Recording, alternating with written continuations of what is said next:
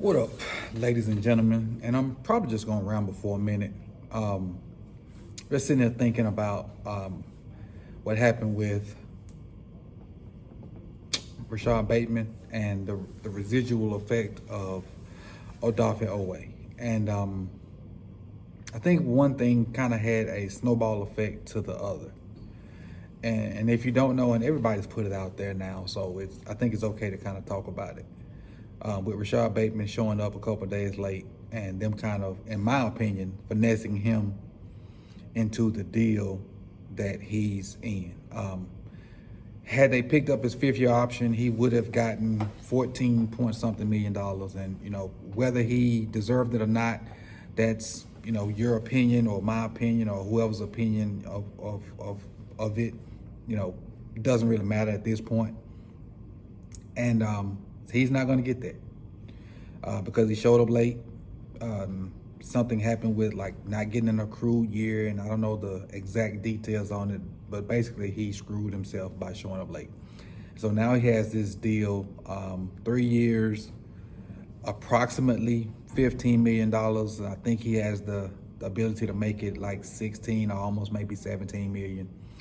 But getting that over a 3-year span when you could have gotten 14.7, I think, in his fifth year, that's wild to me.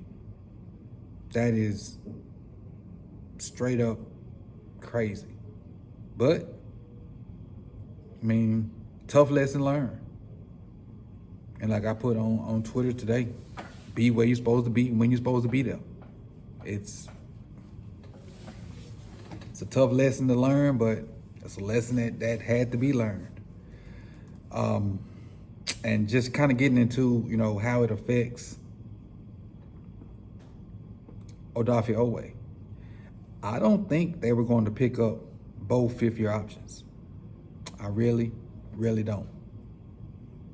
I think they were going to take one, if not none. And the fact that they found a way to not do Bateman's, they're like, okay, we'll take a flyer on Odafe Oweh and pick his up. So now that they've picked up Odafe Oweh, they found a way to financially keep both. And got both of their first-round picks from about 4 years ago. I think that's right. Correct me if I'm wrong in the comment section. And I know y'all will. Y'all quick on the gotcha moments. But how does this impact, what we have going forward? You get to keep your, on paper, you get to keep your number 2 receiver for a cheap price. And a lot of people, and I was, reading some comments about it, about Bateman, on my page and other people's page. A lot of people don't even think Bateman is worth the 5-year deal, saying, not the 5-year, the $5 million.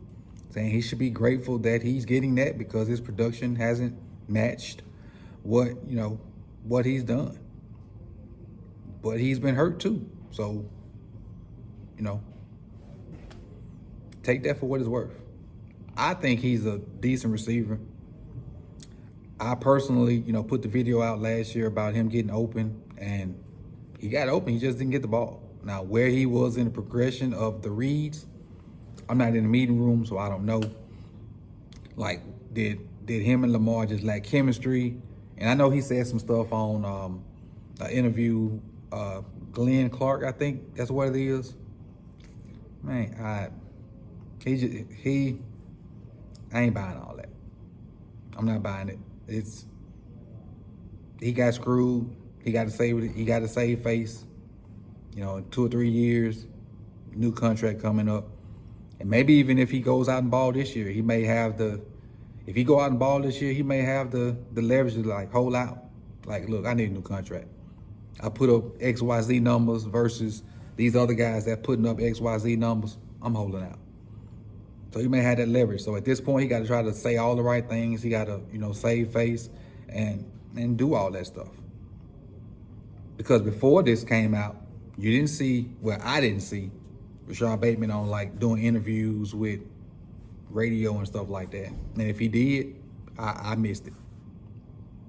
I missed it. But getting him on a cheap deal allowed them to say, hey, Odafe Oweh, you showed improvement. If you take another leap forward, we'll give you another year to make that advancement with Dr. Rush. Because, he looked like a different player this year.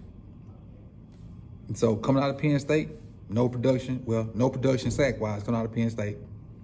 Rookie year showed a little production. I remember the one play versus Orlando Brown Jr. Versus the Chiefs, and then I think he got like a strip to help us win the game versus the Chiefs. Then next year he bulked up and just couldn't move. He was like robotic and stiff and not very mobile. Well, I take that back. Not very agile. He was just like real stiff in his movements and herky-jerky, and it really had just that one pass rush move. And then still end up getting hurt. And so came back the next year, which was last year, and was leaner and looked explosive, had more pass rush moves to get back on. And as I speak to you now, I see Brian McFarland just put some more stuff out about Bateman's contract. But as far as Oweh, he looked better. He still looked explosive. Dr. Rush and himself added more to his pass rush bag. He was still setting the edge and able to do stuff, in the run game. So him and Clowney were a good twosome as far as our edge control. And I really liked what I saw out of Oweh until he got hurt late in the season. He looked like a different player. He got his agility back. He got his fluidity back. He was able to look like a solid contributing defensive end. Now, I hate the fact that he got hurt at the end because he was, looking like a player that could be that. And so hopefully, getting him another year with the team, he can now take that next step and be a guy that can get us 7, 8, 9 snaps. Because the snaps will be there for him, especially with Clowney gone. I think he's definitely the number one edge guy. He'll be the starter. He'll be the guy to get the reps on first, second, and third down. And who knows if any of those other guys can kind of come in and be pass rush guys. He may even could do some of the things he did that first year and slide inside and get some of them reps versus guards. Because early in his career, he was winning reps versus the guards and getting pressures. And he gets a lot of pressure, so it's just time to turn some of those pressures into sacks. So I look forward to, Odafe Oweh getting anywhere from 5 to 10 sacks this year. And I hope he can, because we're going to need it from him, because we need to continue to get pressure from the guys up front without blitzing as much. We do last year we did a lot of different exotic things with that front, and I hope we can continue to do that. I expect to see some of the same, I don't want to say some of the same pressures, but some of the same results from the guys we got. We got a little faster on the front end and the back end, and we just got to get after it, man. And really, like I said, I don't want to start rambling, but that's what I want to talk to you about the effects of, well, not the effects, the connection between Rashod Bateman's blunder and Odafe Oweh getting his 5th-year option picked up. And I think they kind of tie in together. And I appreciate you guys for coming out. You could have been anywhere in the world, but you chose to be here with me. Like, comment, subscribe, and tell me what you think about Rashod Bateman's mishap and the Ravens picking up Odafe Oweh's 5th-year option. Peace and love, man.